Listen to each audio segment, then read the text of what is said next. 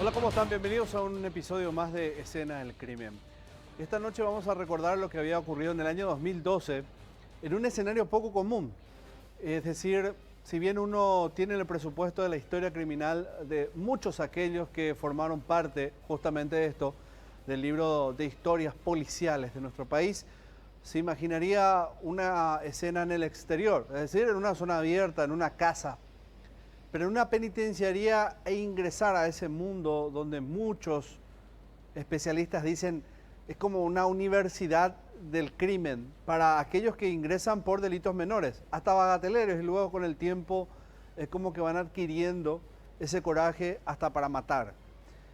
No es la excepción esto que le vamos a contar, porque fue uno de los crímenes más terribles que ocurrieron al interior de una penitenciaría nacional. Un hombre que no solo fue asesinado a puñaladas, sino que fue desmembrado y sus restos fueron esparcidos en puntos claves, en especial en un pabellón en aquel entonces de la Penitenciaría Nacional de Varones del Paraguay. Hablamos de la famosa cárcel de Tacumbo. La víctima, al parecer, pagó y muy caro el precio de un ajuste que había que resolver en aquel entonces. El silencio se hizo cómplice y como elemento fundamental en aquel entonces, porque si bien están entre muchos, tal vez intentar intermediar en eso hubiese sido lo peor. Por eso es que el silencio muchas veces en la cárcel es fundamental para resistir, no es evidentemente lo que uno espera. Pero hay que decirlo, el sistema penitenciario no cambió en 20, 30 años, y hoy está peor. Vamos a recordar lo que había pasado en aquel entonces, primero con la víctima, la ficha de la víctima y los victimarios, al menos los que fueron reconocidos en aquel entonces.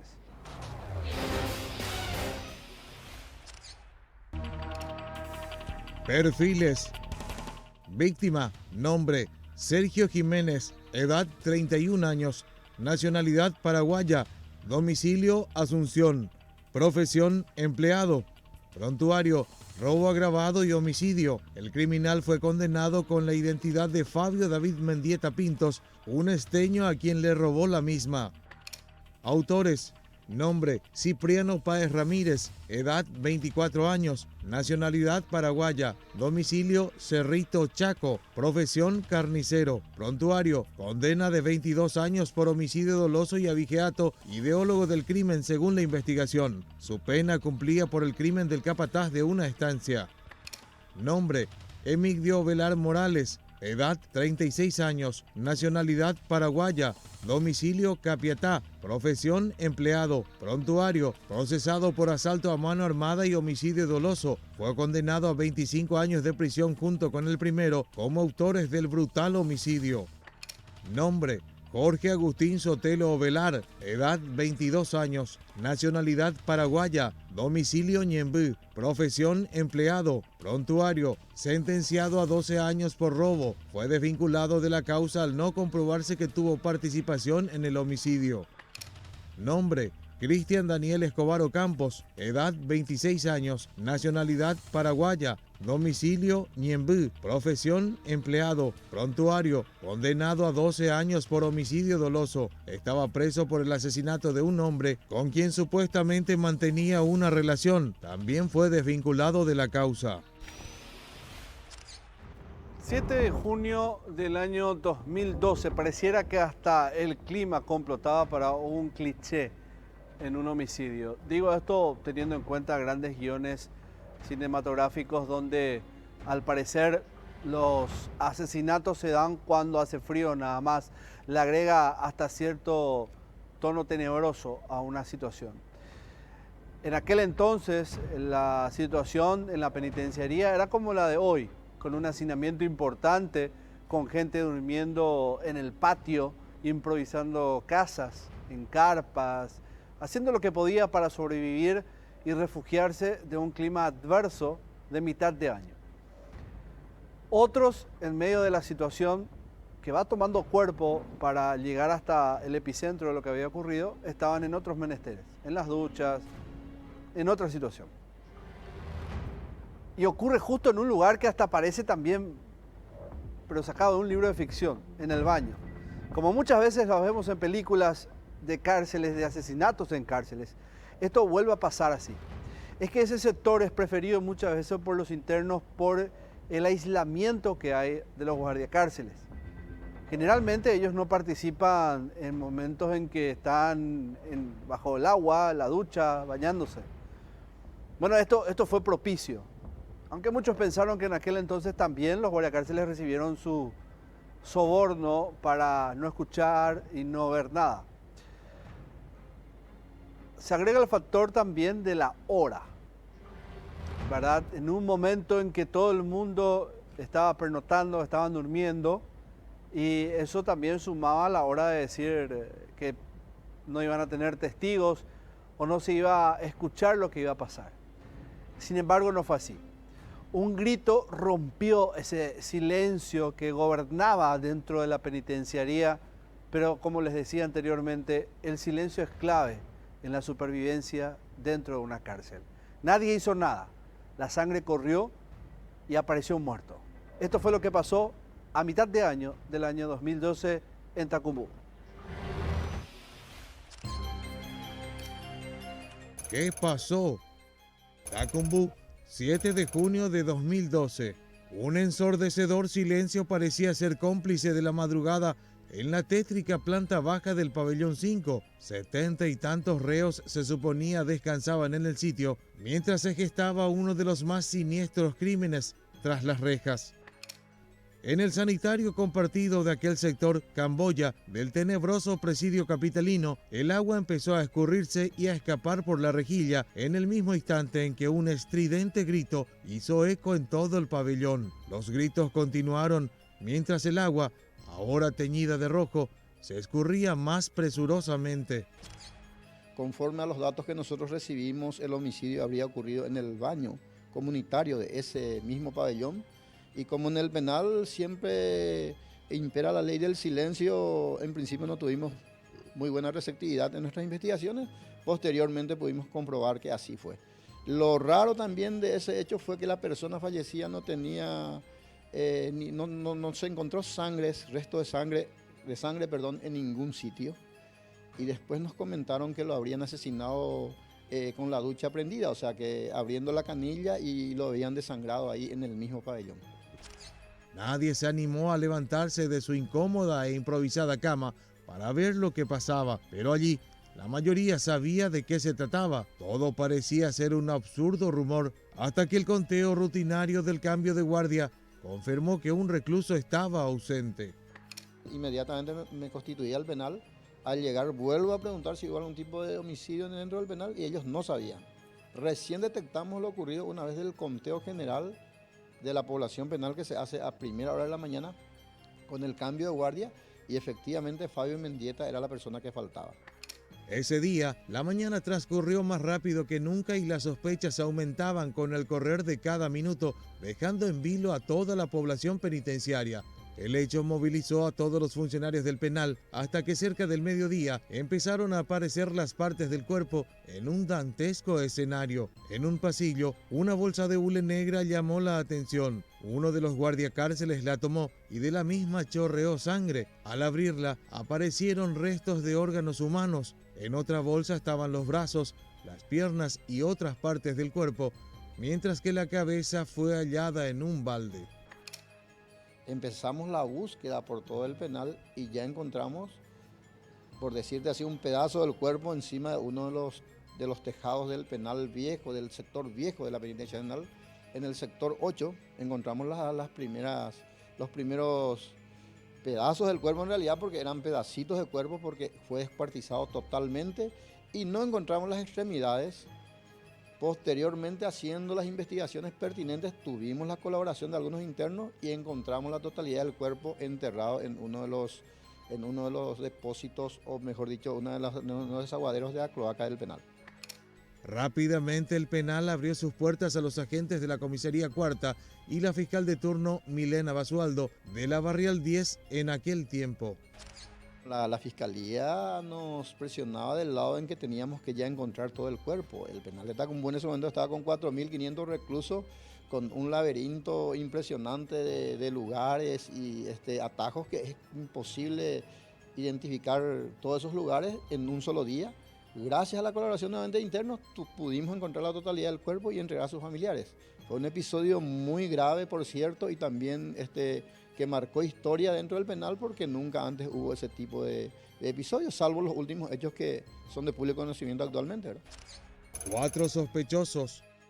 El asesinato tuvo inmediata repercusión. Mientras la opinión pública especulaba acerca de las hipótesis del caso, las autoridades penitenciarias indagaban dentro del penal donde imperaba la ley del silencio. Los autores debería de ser sí o sí uno de los que están dentro del pabellón número 5. Sí o sí, me dijo él que no puede haber sido gente de otro pabellón y que esto habría ocurrido de madrugada. Cada minuto era clave y las autoridades penitenciarias recibieron información de primera mano.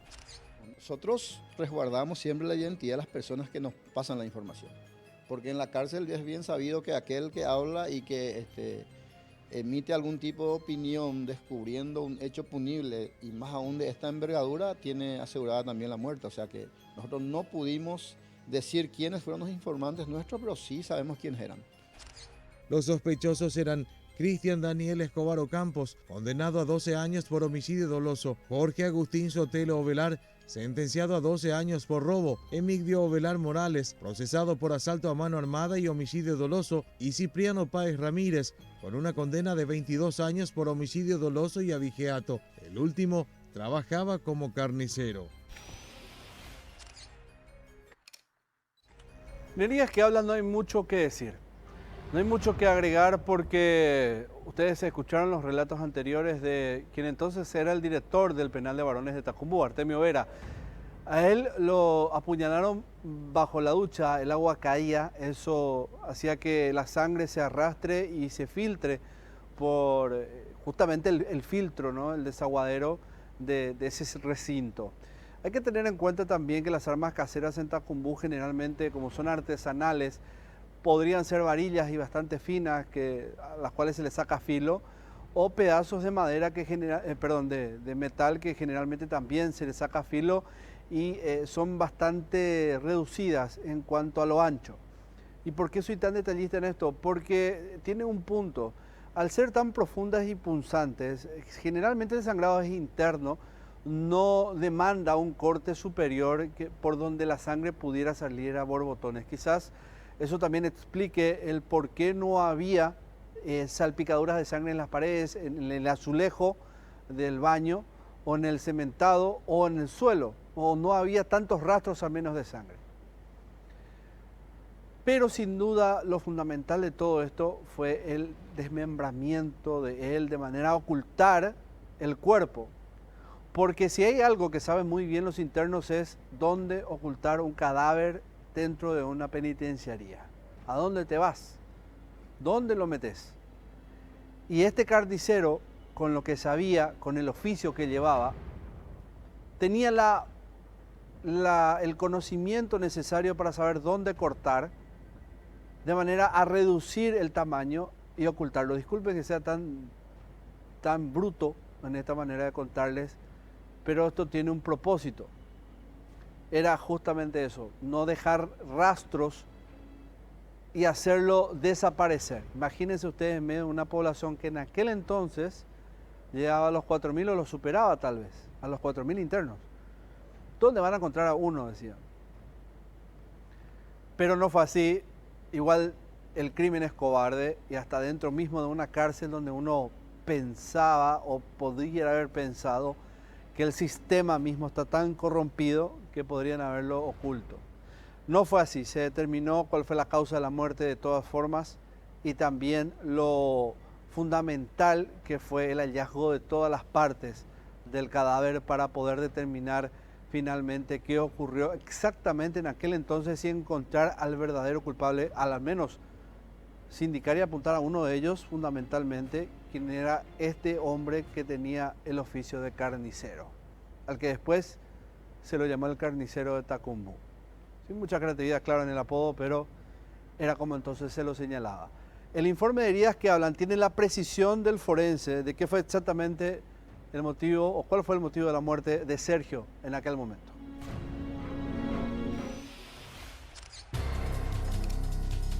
Heridas que hablan. Shock hipovolémico por múltiples heridas de arma blanca y posterior cercenamiento fue la causa de muerte diagnosticada de Sergio Jiménez. El reo recibió varias estocadas a nivel del tórax y abdomen que le causaron la muerte de forma casi instantánea. Posteriormente, procedieron a cortarle los miembros inferiores y superiores. Después, lo despellejaron y vaciaron su interior de órganos. El carnicero se encargó de cercenar el cadáver en pequeños trozos que hicieran más fácil su colocación en bolsas para hacer desaparecer los indicios del crimen y los rastros de su presencia en aquel recinto. Hay que también decir a todo esto que la idea, el plan que tenían al menos para deshacerse del cuerpo tenía cierta lógica, cierto sentido común.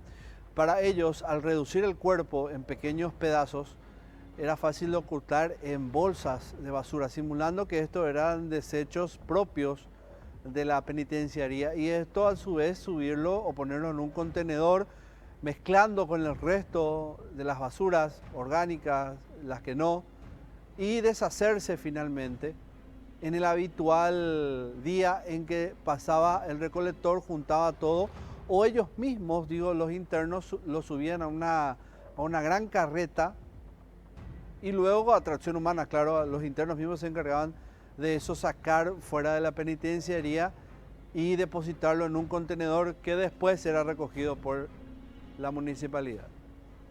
Pero esto no pasó, porque hubo una presión al momento. Cuando comenzó el conteo de los internos, que es algo periódico, a diario, un informe que luego se envía al Ministerio de Justicia, se dieron cuenta que faltaba uno. ¿Y quién era este hombre? Y era Sergio. Y el rumor ya estaba instalado. Ya había una disputa supuestamente por un travestido ahí, dicen que ese fue el detonante. Entonces ese dato sirvió y mucho para comenzar a sospechar de que algo le había pasado.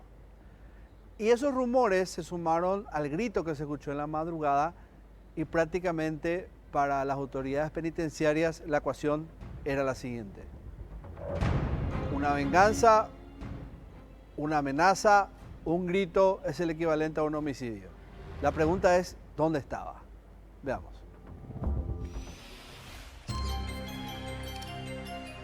Un muerto en la basura. El espeluznante plan para dar muerte a Santiago fue sigilosamente esbozado por los autores. El descuartizamiento no fue casual. Esta situación iba a ser aprovechada para poner en marcha la segunda fase del crimen, deshacerse del cadáver. La idea de los asesinos era hacer creer que la víctima se había dado a la fuga. Se encargó de limpiar la escena del crimen y iba a ser un crimen perfecto si es que salía del penal y no se encontraba el cuerpo, que era muy poco probable. Para que esto fuera posible, ellos introdujeron los restos en bolsas de basura, pero los gritos de aquel muerto hicieron eco en la conciencia de tan solo uno de los poco más de 50 reclusos de esa parcela carcelaria, quien decidió dar aviso a las autoridades. Yo estaba durmiendo a eso de las 3 de la madrugada en mi casa, cuando recibo un mensaje de texto de una persona no identificada que me indica que en el penal de Tacumbú hubo un homicidio con posterior descuartizamiento de la persona fallecida. Entonces intento comunicarme con la persona que me mensajeó, me omite la llamada posteriormente e inmediatamente en realidad me comunico con el oficial de guardia y le pregunto si hubo algún tipo de novedades en el penal. Él aún no sabía de lo ocurrido, entonces le indico que no salga la basura, el carrito de basura, que no salga esa mañana, porque la persona me había puesto en el mensaje de texto de que el cuerpo descuartizado de la persona iba a salir en el carrito de basura, en una de las bateas que le llamamos, bateas de basura que están fuera del penal, que posteriormente viene el camión de la municipalidad y le engancha y lleva a la cateura, ¿verdad? Si el plan resultaba, las autoridades iban a creer que el convicto se había fugado, pero nunca iba a ser recapturado. Yo presumo que realmente ellos querían deshacerse del cuerpo como una forma de que no aparezca nunca más, pero eso era inevitable que aparezca, porque bien sabemos que una vez que baja la basura en Cateura, los gancheros que trabajan en el lugar son los primeros que empiezan a rebuscarse por plásticos, materiales reciclables y compañía, y finalmente iban a encontrar. Y ahí sí íbamos a tener un problema mayúsculo realmente, porque ya iban a empezar las especulaciones de que en el penal de Tacumbú se trafica con órganos, que se matan a la gente, que siempre se tira ahí en Cateura y cosas por el estilo. No sé quién fue esa persona, pero en realidad, que me avisó, pero en realidad yo le agradezco muchísimo porque gracias a él no tuvimos ese incidente posterior o esa imputación fiscal posterior realmente, porque si llegaba a salir, eso iba a ocurrir. Sergio no era Sergio. Me explico mejor. Sergio, durante todo el tiempo en que estuvo libre, cometió los asaltos, hasta tiene antecedentes por homicidio, realmente se llamaba de otra forma. Él tenía otra identidad y con ese ingresó a Tacumbú. Pero ¿cómo eso engañó al sistema penitenciario? ¿Cómo llegó a burlar y qué tanto complicó al hecho del asesinato y el desmembramiento? Todo eso a la vuelta del primer corte que hacemos aquí en Escena del Crimen. No se mueva.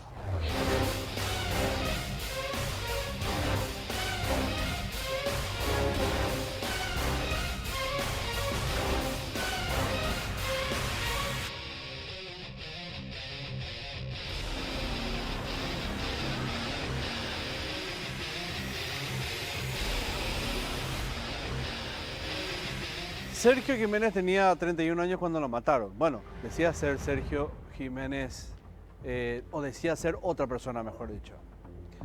Después se supo quién era realmente. Esto ocurrió un 7 de junio del año 2012, cuando estaba en la ducha él y lo sorprendieron 4 internos también del mismo sector, el pabellón 5 Baja. Esto en la Penitenciaría Nacional de Varones del barrio Tacumbú. Lo apuñalaron en el tórax, zona del corazón, lo dejaron ahí semi muerto y luego arrastraron a ese hombre hasta otro punto de la misma cárcel. Y uno de esos 4 que protagonizó la apuñalada, ¿verdad? Esa emboscada, luego lo descuartizó, lo desmembró con la intención de que en pequeñas partes esté oculto dentro de una bolsa de basura, esa famosa bolsa negra, y luego esta mezclarla con el resto de desperdicios del penal para que luego se lleve a un contenedor que luego iba a ser llevado finalmente hasta Cateura, que estaba ahí cerquita nada más. El plan, al menos para ellos, era perfecto, porque lo iban a borrar prácticamente del penal. Pero un conteo rutinario del penal detectó que faltaba alguien. A eso se sumaron los rumores y aquellos que siempre, bueno, están del lado del director y le pasan información. Bien por él, en aquel entonces, porque logró detectar qué había ocurrido con este hombre, que ingresó a la cárcel por robo, por homicidio, tenía antecedentes por ese tipo, pero al parecer este no fue el problema. Según los rumores de aquel entonces, fue un inconveniente por un travestido dentro mismo de la penitenciaría, una disputa y terminó con él amenazado, muerto y cercenado.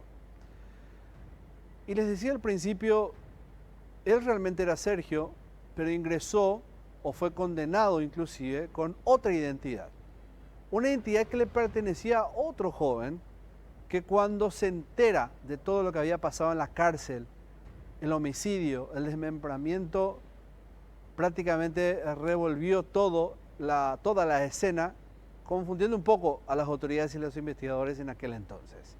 Veamos qué pasó cuando el verdadero Fabio, porque así se hacía llamar, se entera que estaba muerto y desmembrado.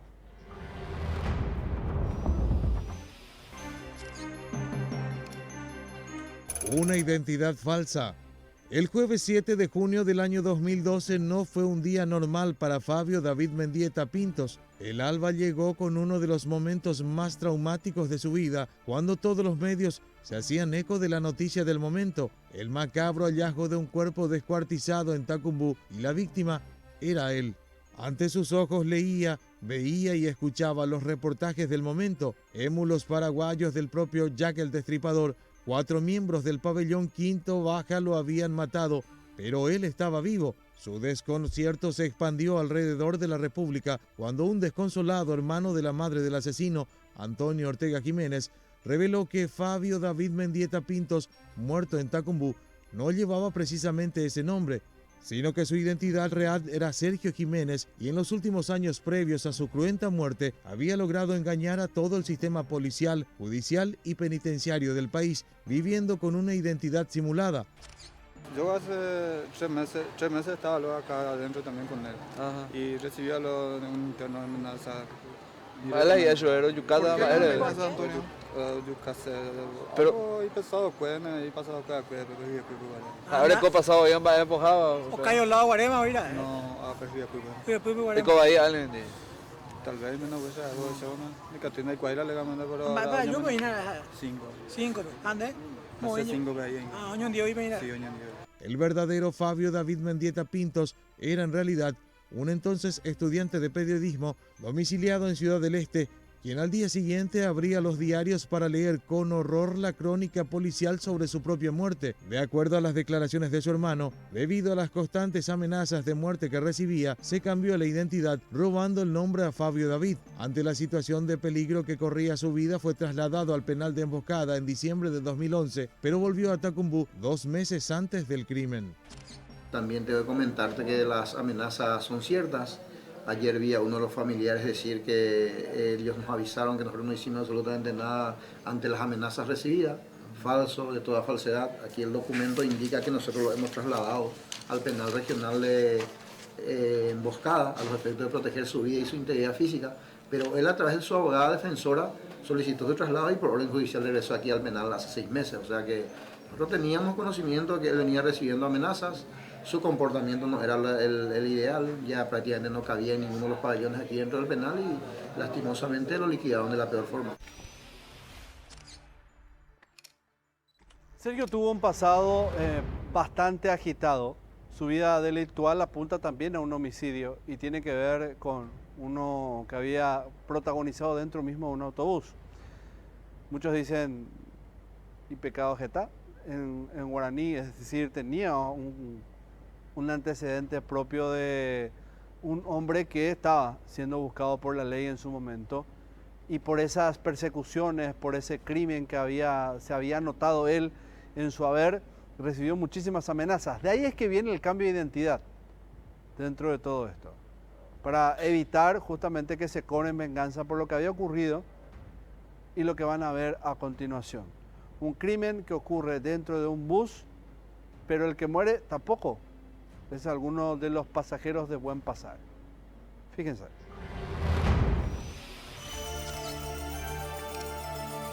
El crimen de Sergio Jiménez. Si bien Sergio Jiménez fue la víctima del estremecedor episodio, el delincuente no era inocente, pues arrastraba un pasado criminal con largo prontuario. Jiménez estaba preso en la Penitenciaría Nacional desde el 14 de agosto del 2001, cuando fue protagonista de un mortal asalto en el interior de un autobús. Para entonces, él ya contaba con varios antecedentes por robo agravado, delito en el cual se inició a temprana edad. Él tenía también otras causas ya compurgadas, o sea que era una persona que desde muy joven estaba en ese camino de la delincuencia y que finalmente acabó como acabó y lastimosamente de una forma muy atroz. El hecho se registró en la ciudad de Eusebio Ayala, en el departamento de Cordillera, donde el criminal, acompañado de otros 4 delincuentes, tomaron por asalto el transporte público. En aquella ocasión, el incidente tuvo como víctima fatal a uno de los ladrones. Ellos, como pasajeros, abordaron un colectivo de la empresa Beato Roque González de Santa Cruz, pero el asalto se vio frustrado por un policía que también viajaba en el transporte, quien se enfrentó a los mismos. Aquel día, Jiménez resultó herido, al igual que un pasajero y el guarda del transporte público. El fallecido fue Alcides César Jiménez, de 29 años, un conocido personaje en el mundo delincuencial que ya arrastraba frondosos antecedentes y con prohibición de salida del país por orden judicial. En la refriega también fue herido el suboficial ayudante Isidro Alvarenga, comisionado en el Departamento de Delitos Económicos y Financieros de la Policía, que se aventuró en la arriesgada acción y consiguió abortar el atraco. Alvarenga iba de civil a bordo del micro y se percató del caso. Alteó con su arma a los delincuentes y en el interior del ómnibus se produjo la infernal balacera. Cuando se acabaron las balas a los delincuentes, el policía pudo reducir a los marginales. En aquel tiempo, Sergio fue detenido como Fabio David Mendieta Pintos y el 26 de junio de 2002 fue condenado a 19 años de cárcel. Ese fue un error ya ahí del Ministerio Público, en principio, porque el fiscal interviniente tiene la obligación de identificar plenamente a la persona imputada. Así no lo hizo, por lo que pudimos constatar después, porque su identidad era falsa. Él fue condenado con una identidad falsa, que es un problema más jurisdiccional que administrativo, ¿verdad? Pues nosotros recibimos la orden judicial con la identidad que nos remite el juzgado. La sentencia, dictada por el juez de liquidación y sentencia Carlos Ortiz Barrios, comprobó la existencia del delito de robo con resultado de muerte y lesión grave. Jiménez hubiera compurgado su pena en el año 2020. Héroe caído. Luego del asalto, Isidro Alvarenga fue condecorado por su valentía y por salvar la vida de los otros 18 pasajeros que viajaban en el micro. No obstante, falleció trágicamente el 5 de marzo de 2003, un año y medio después de la balacera dentro del micro, al ser alcanzado por 2 balazos en el pecho en 15 de agosto y Aedo, al cruzarse con los asaltantes que huían de un robo. El agente exhibió su placa a los maleantes, que dispararon sin mediar palabras. Posteriormente, robaron su placa, abordaron un taxi y huyeron hacia la Chacarita. Sin duda demasiadas aristas dentro de un mismo hecho. Sin perder el foco, estamos hablando de Sergio, el que fue asesinado de 31 años en junio del 2012. Y las aristas que hacen a todo esto, una identidad falsa, una condena a otra persona, un policía muerto que había antes intentado abortar, de hecho que lo hizo, dentro de un atraco que termina finalmente por detener a Sergio y así termina en la cárcel. Y ahí comienza todo. En la investigación policial surgieron demasiadas aristas en torno a qué fue lo que exactamente pasó. La hipótesis más fuerte apuntaba a la disputa por la posesión, y atiendan bien la palabra porque básicamente es así como se manejaba en aquel entonces, y de hecho que esa es la ley, entre comillas, dentro de una cárcel, de un travestido. ¿Quién era el que finalmente era la pareja de ese travestido? O uno de los 4 sospechosos identificados del crimen, o Sergio. Al menos este último se ganó así esa amenaza. Las otras 2 hipótesis parten de las drogas y un ajuste de cuentas por temas pendientes dentro mismo de la cárcel. Lo cierto es que uno de estos 3 llevaron a la muerte brutal de Sergio en aquel junio del 2012. Estas son las primeras pistas, los primeros pasos de los investigadores.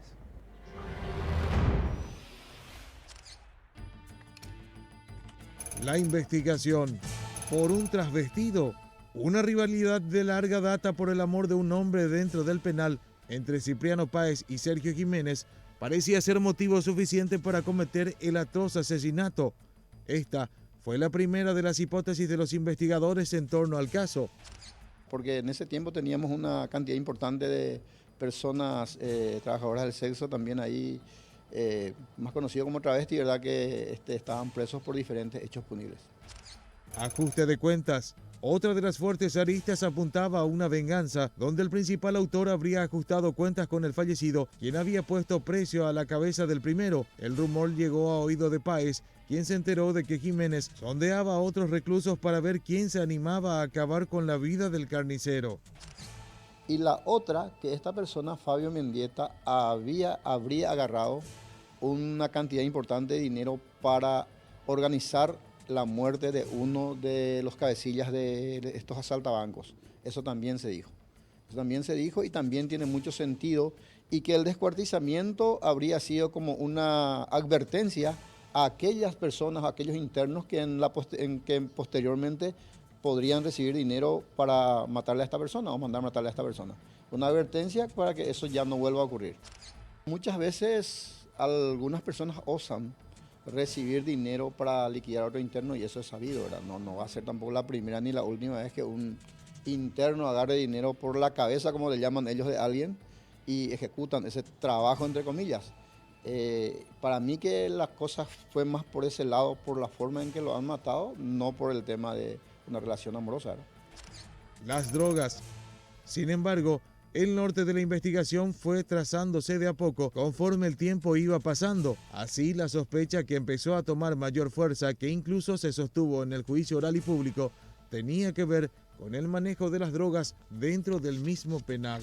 En tribunales, el Ministerio Público probó que Páez acusaba a la víctima de haberlo delatado por el tráfico de un paquete de 2 kilogramos de cocaína que comercializaba en la prisión.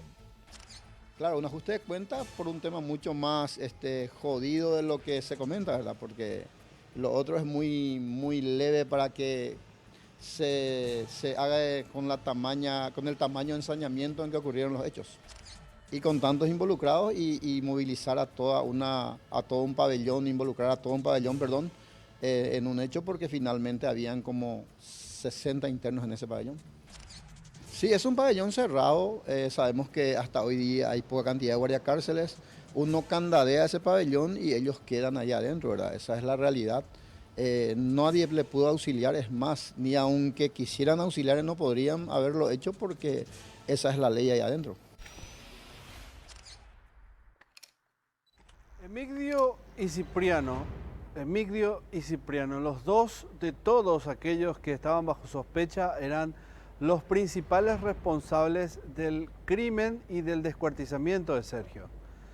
¿Y por qué se llega a esta conclusión dentro de lo que es el análisis forense que investigó el asesinato? Buscando los responsables fueron muchos de los internos que, según al menos los rumores y los datos que manejaban las autoridades penitenciarias, se hace una inspección de todos. ¿Buscando qué? Rastros de pelea, las famosas heridas defensivas. Y es por eso que esto, al quedar en el cuerpo de todos los que fueron sospechosos, se llega a concluir de que tuvieron directa participación con el crimen. Porque no estamos hablando de heridas simples, estamos hablando de hematomas, de escoriaciones, de arañazos, de golpes, que son de data reciente, es decir, en aquel entonces había ocurrido solo con horas nada más de diferencia entre lo que se cree que fue el momento del crimen y el momento de la inspección de los dos hombres sospechosos. Entonces ahí es donde concluyen los investigadores y los expertos en que la víctima tenazmente se opuso a ser asesinado. Como un instinto natural de todo ser vivo, se resistió a que lo redujeran. Pero eran más, lo rodearon, lo apuñalaron, lo dejaron desangrarse y luego lo llevaron hasta otro sitio para desmembrarlo. Toda esa pelea quedó tatuada en la piel de dos de todos los responsables. Esto ocurrió.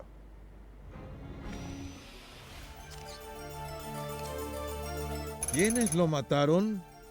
Las marcas defensivas halladas en el cuerpo de dos de los reclusos fue clave para determinar quiénes realmente tuvieron participación en el crimen. Los internos fueron inspeccionados por especialistas en la clínica forense del Ministerio Público, donde se constató que presentaban hematomas y escoriaciones recientes, lo que confirmó la sospecha de que la víctima luchó por su vida antes de ser ultimada. Emigdio Velar Morales presentaba escoriaciones en el pecho y abdomen, mientras que el otro sospechoso presentaba heridas más graves e incriminatorias. Cipriano Páez Ramírez, principal autor del hecho, presentaba contusiones en el antebrazo izquierdo y en la zona de las costillas del lado izquierdo. A raíz de la gravedad, incluso de las lesiones sufridas, fue trasladado al entonces Centro de Emergencias Médicas, hoy día Hospital del Trauma. Tuvimos información siempre de internos, indagamos un poquitito con la gente sindicada como autores del hecho y finalmente ellos confesaron. Al confesarnos nosotros tuvimos también la obligación de informar eso a la Fiscalía. Así se hizo y finalmente creo que son dos los condenados por ese horrendo crimen. ¿Cuánto tiempo pasó para que finalmente estos hombres enfrenten a la justicia? ¿Cuánto fue lo que un tribunal descargó sobre ellos en cuanto a sumatoria de pena por lo que había ocurrido? ¿Qué elementos fueron contundentes para llevar a una decisión plena de que esos fueron los autores del crimen más horrendo en aquel entonces? Luego superado ampliamente por los integrantes del PCC hace poquito nada más en San Pedro. Pero hasta este entonces, hasta esto que pasó en el norte, ese fue el crimen más deleznable que se había cometido al interior de una penitenciaría. La condena a la vuelta de esta última pausa aquí en Escena del Crimen.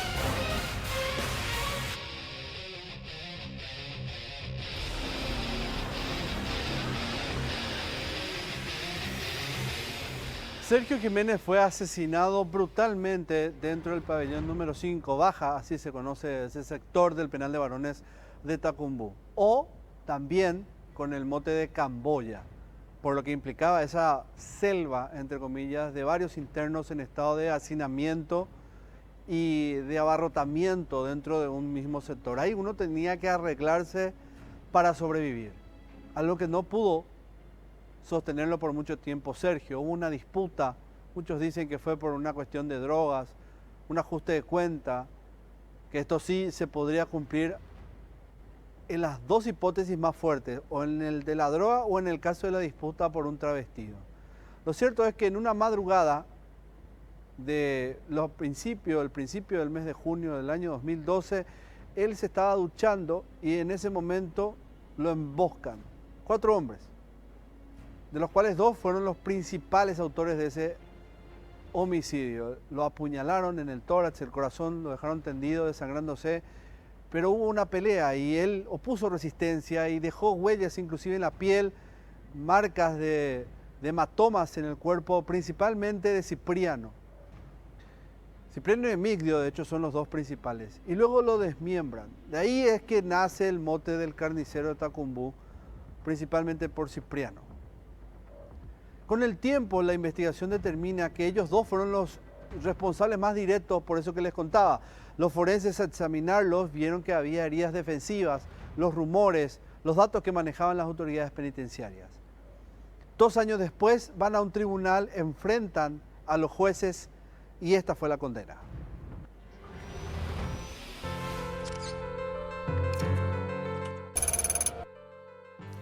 Dos años y 9 meses después del crimen, finalmente los autores del hecho llegaron a juicio oral y público. El tribunal de sentencia, integrado por Wilfrido Peralta, Carlos Hermosilla y Fabián Escobar, condenaron por unanimidad a 25 años de prisión a Cipriano Páez Ramírez y Emigdio Ovelar por el asesinato del recluso Sergio Jiménez.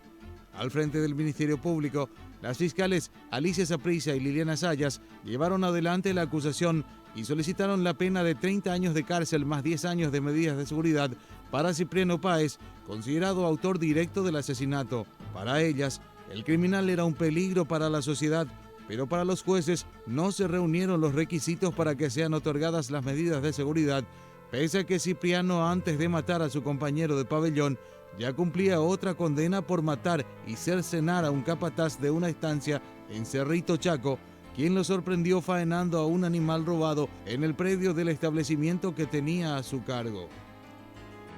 Descuartizador quiso fugarse. El 8 de septiembre del 2017, la rápida acción de los guardiacárceles de la penitenciaría de Pedro Juan Caballero logró frustrar el escape de 7 reos que construyeron un túnel que llegaba a las inmediaciones del muro de la unidad carcelaria. El mismo tenía medio metro de diámetro aproximadamente, con una profundidad de 2 metros y un largo hasta el muro de cerca de 10 metros. El nombre de Cipriano Páez figuraba entre los topos que llevaron a cabo el fallido plan de escape. Quedó al menos la condena. Hoy siguen ellos presos porque deben cumplir primero la condena, si es que realmente la tenían. Acuérdense ustedes, la mora judicial en algunos casos tiene a muchos internos dentro sin tener una sentencia firme y ejecutoriada. Pero en el caso que sí la tuviesen, deberían de cumplir esa más los 30 años que le dieron y los 10 años de seguridad. O sea, fácilmente llegarían hasta el año 2060, al menos en el caso de Cipriano, cumpliendo la condena. Me piden un mensaje, algo que pudiera sacarse de todo esto, y no hay mucho que decir, porque se pueden analizar miles de cosas, partiendo desde la base del comportamiento sociológico mismo de los seres humanos dentro de una penitenciaría, cómo es que no hay posibilidad alguna de un cambio, de una reforma, cuando uno ingresa por hechos tan fuertes como el homicidio, por ejemplo, ya cometido en la calle, y después, llegando a la cárcel, se potencia por muchísimos factores que nos pudiera tomar toda la noche desglosarlos. En el caso de Cipriano, lo mismo. Su habilidad como carnicero le hace convertirse en un asesino temible que llegó a desmembrar a un ser humano para hacerlo desaparecer. Y él fue el segundo, porque tiene un antecedente que lo lleva justamente a la penitenciaría, que es haber matado y desmembrado a otra persona, a un capataz. Es decir, potenciamos a criminales dentro del sistema penitenciario. Y esto es algo que lo venimos diciendo todos los años y parece hasta tan gastado que ya no le encontramos siquiera un viso de esperanza a una solución. Se hablan de construir más cárceles, se habla de un montón de reformas que son inútiles, son estériles, porque al final de cuentas, a medida que vayan creciendo las cárceles, va a crecer también la población penitenciaria. La solución de fondo no existe.